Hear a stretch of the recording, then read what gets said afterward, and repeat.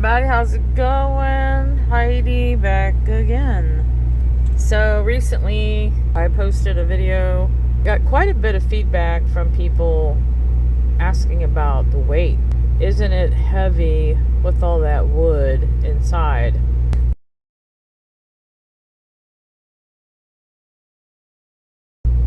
All of these vans are constructed, all the built-ins, the bed, kitchen cabinets, flooring, subfloor, ceilings, walls, all the stuff that people put in is predominantly wood products. I mean, some people use a lot of aluminum, and that's awesome.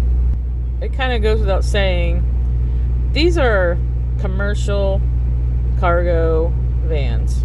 Whether it be a van that someone is using for a plumbing company or an electrical company or a contractor who's hauling heavy building materials. These vans are built to work. I mean, they're workhorses. Yeah, anything you add to it is going to add more weight, but is it going to exceed the capacity of the vehicle? If you're careful, no, you're not going to exceed the capacity. Now, for me, I've been a truck driver for several decades, so part of my job is ensuring that I have the right weight on my equipment and I'm not overloading it on my rear axles, my drive axles, or my steer axle. So I'm hyper aware about weight. The van that I'm building, I weighed it recently at a truck stop, and right now it's 2,000 pounds underneath the maximum allowable weight. The whole van weighs about 7,400 pounds, but it can carry about, I think, 9,500 pounds. So I'm 2,000 pounds underweight. All right, so then real quick, I'll address the elephant in the room, which is all the wood that's inside my van. From the very beginning of this build, I was very careful about the type of wood I selected. So when I went to do all my framing on the inside, I actually used lightweight pine furring strips, 2x2s. They're actually only 1 3/4 inch by 1 3/4 inch. So these are small furring strips that are utilized in different construction applications. So it's more of a really lightweight material that's used in conjunction with another material.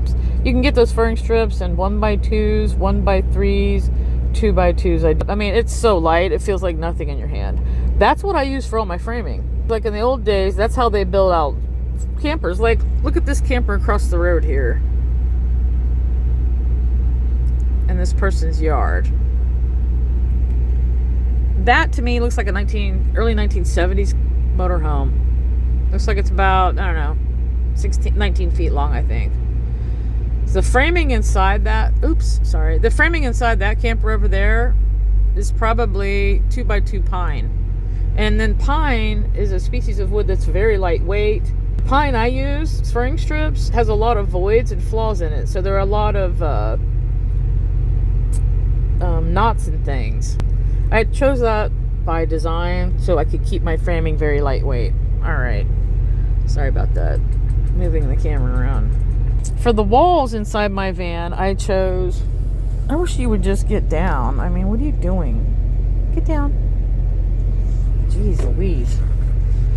Yeah, so for the walls, I chose 1/4 inch Luan. So Luan is a species of tree. The wood is fibrous like bamboo. It's very, very lightweight. These fibrous strands, they're very long. And they make 1/4 inch Luan as underlayment for different applications in construction.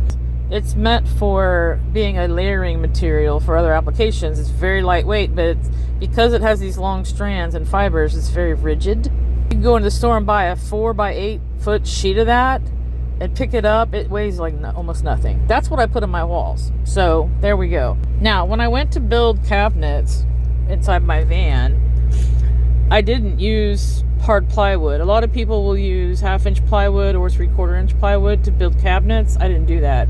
I used that lightweight furring strips as framing, and I only put panels on the cabinets where you would actually see the The main structure of my cabinets is the framing, which is lightweight, and then I don't have any hard plywood on the sides or on the back or on the front.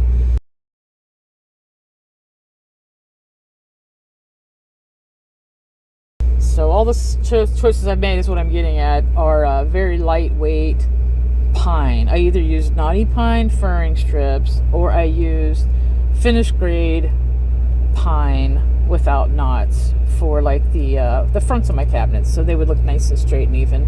But then when I did my subfloor, I aimed to keep it as light as possible. So a subfloor, no matter what the structure is, you want it to be solid enough to where you can stand on it, right? And it's not gonna bow at all. Well, because these vans already have solid metal floors that are very rigid, you don't need very thick plywood on the floor. So instead of doing 3/4 inch plywood like you would have in a house, I did 1/2 inch plywood.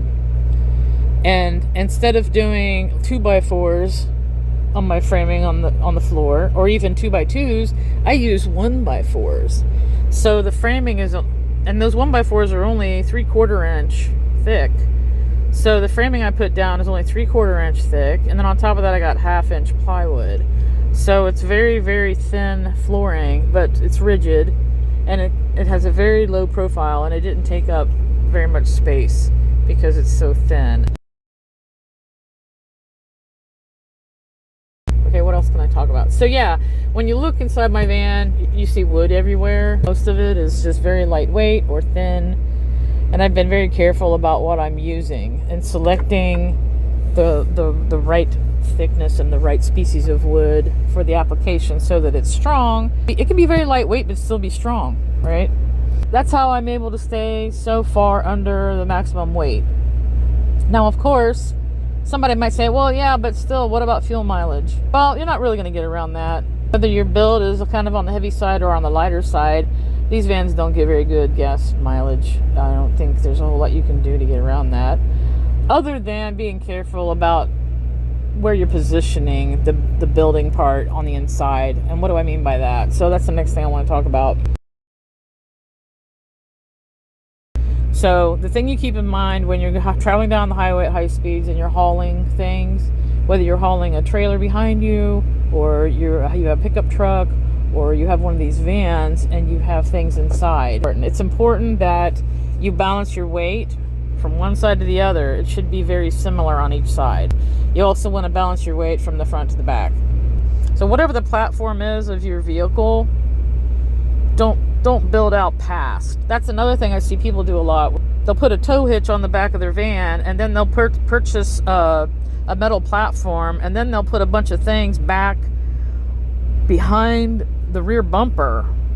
You know, they'll have, a generator back there sticking out on a metal cage, and then they'll have sometimes they'll have a wooden box with a bunch of heavy stuff in it. That one, it creates drag and kills your gas mileage. And another thing, a lot of times it can be really stressful on your suspension system on the rear. And when you have something that's longer and sticking out past the actual footprint of the vehicle, way past the rear axle, the rear wheels, then you go to get out of driveways like here. This is kind of a steep driveway. You try to go in and out, sometimes it can drag on the pavement. It's just not good on the vehicle to do that. I know those things are in the marketplace. You can buy them and attach them to the rear. I think it's fine as long as it's being used appropriately to the weight rating for whatever the item is. But generally speaking, I don't think it's a good idea to have those extra items sticking out the back with a bunch of weight on it. So the rule of thumb when it comes to hauling stuff is you want to keep most of your weight in front of your rear axle. You look over here at this car. You want the bulk of the weight between the front axle and the rear axle. You don't want to have a bunch of weight on the tail of a vehicle.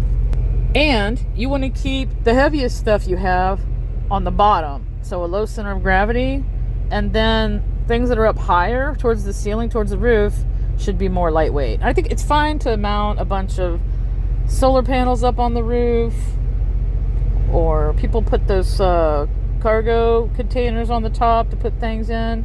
I think that's fine, but I would keep in mind you don't want a lot of heavy, bulky items on your roof, because that's just making the vehicle top heavy, and it's not gonna maneuver that great over time. It's not going to hold up great over time. It's not good on your brakes, suspension, transmission, all those things. All right. So anyway, that's me addressing weight. It's really important. Feel free to build out your van hub, your light. Just, keep these things in mind. And safe travels. Good luck out there, guys. And talk to you later. Bye.